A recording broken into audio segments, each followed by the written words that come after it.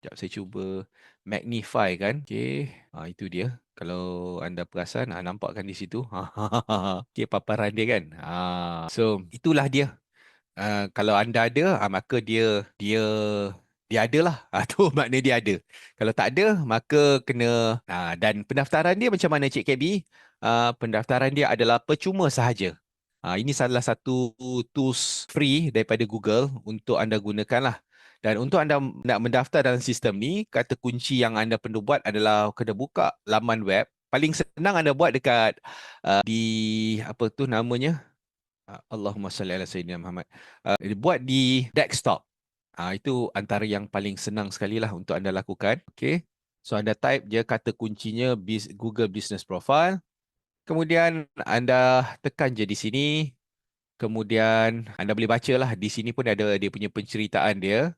Ya, antara kelebihan dia antara satu dia percuma, satu dia bila anda letak ni, kalau orang cari je nama bisnes anda ataupun lokasi anda meniaga tu senang muncul di map. Dan lepas tu anda pun boleh nyatakan seperti yang dipaparkan kat sini, waktu kita panggil waktu operasi lah ya, waktu operasi kedai anda ya.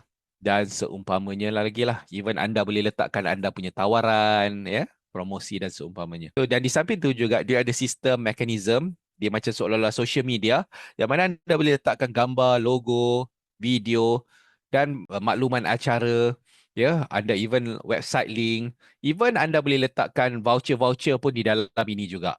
Untuk diguna pakai. Itu dia. Dan di samping itu yang paling mahal sekali adalah sistem reviews ni.